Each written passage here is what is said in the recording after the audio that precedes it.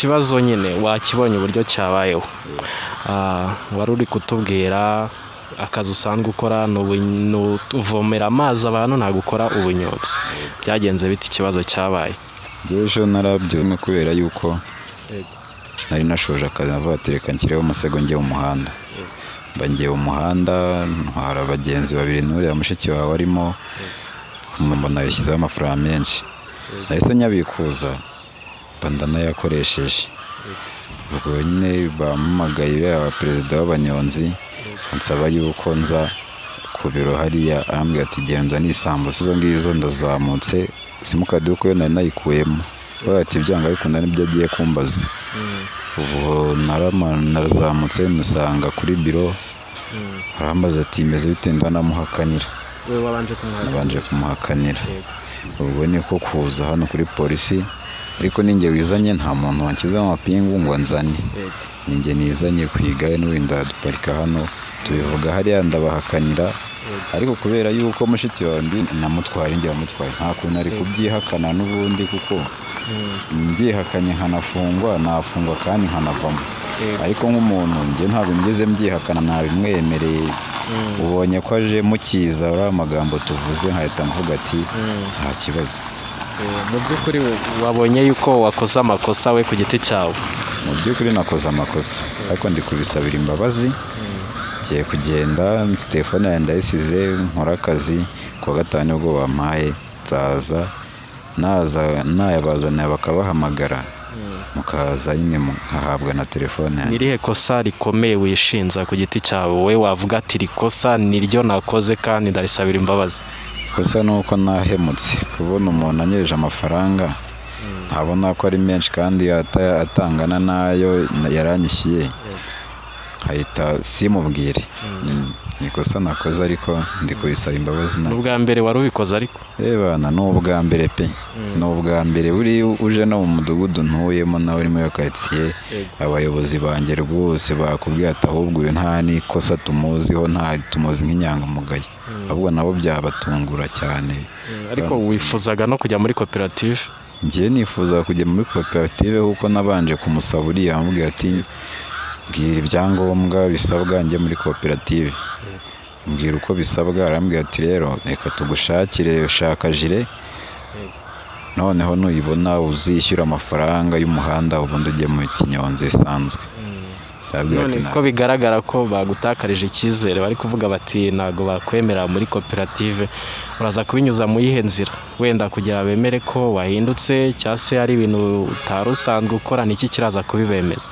Oya, buriya uyu muntu uramwegera nka buriya nka mushiki wawe, nubwo byabaye kiriya kibazo amuhemukira, ariko nawe buriya ejo nshobora kumwishyura, natamubwira ati rero ibyabaye byabaye, reka twiyunge, n'ubu ntabwo twaba banze, n'ubundi turakomeza tuba inshuti n'ubundi. Gusa twari tubonanye ejo, ariko namubwira ati ngomba kumwishyura, namubwira ati rero mbabarira, ahubwo tukaba n'inshuti bisanzwe. Ahubwo nihe nama wagira abantu bose biyitirira wenda nk'umwuga wo ko ari abanyonzi bagatwara mu muhanda, cyangwa se abantu wenda bashobora kuba bakora nk'amakosa wakoze wenda bakabikora ku buryo busa nk'aho ari ubuhoro? niye nama wowe bagira ukurikije n'ikibazo cyakubayeho?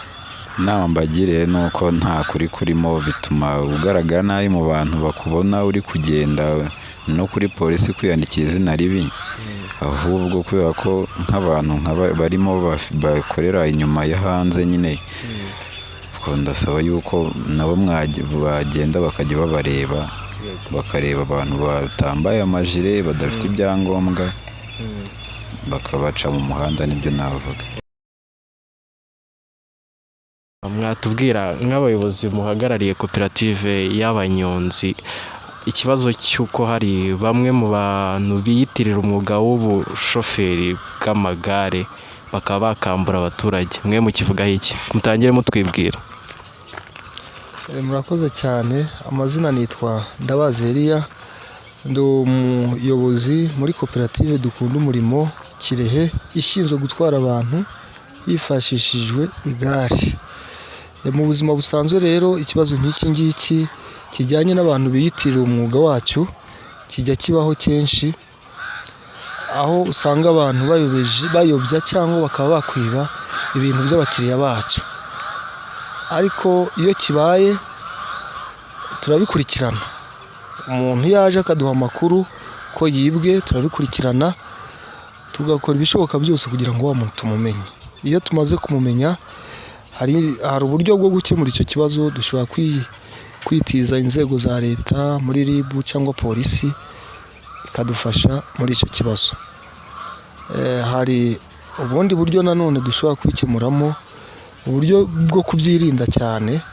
Dushishikariza abantu batugana basaba serivisi iwacu muri serivisi dutanga kuzajya bareba umunyonzi, ese umunyonzi ntwaye cyangwa ntwaje yambaye nimero kangahe mu mugongo, kuko ikitworohera ntabwo ari nimero ya telefone, ahubwo uduha amakuru ya nimero y'ijire aba yambaye mu mugongo, bihita bitworohera. Murakoze. Niyo nama mugira abanyonzi basanzwe bari muri koperative cyangwa se n'undi muntu uwo ari we wese utari muri koperative utwara abagenzi, niyo nama mubagira kugira ngo mube mwakirinda ibibazo biterwa n'uko kwiyitirira umwuga bakaba bateza n'ibibazo muri sosiyete? Unatubwire ni ikihe kibazo aha tubasanze, ikibazo twari turi gukurikirana ni ikibazo kimeze gite, cyateje ibihe bibazo?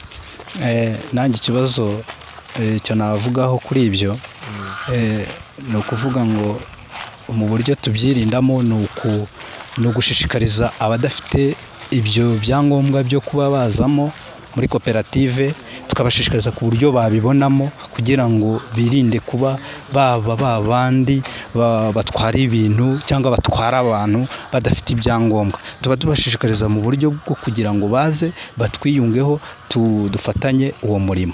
Ikindi kintu cyo navuga ni kiriya cyatubayeho, yego, ariko icyatubayeho turagerageza tujye dukomeza kukirwanya uko dushobojwe.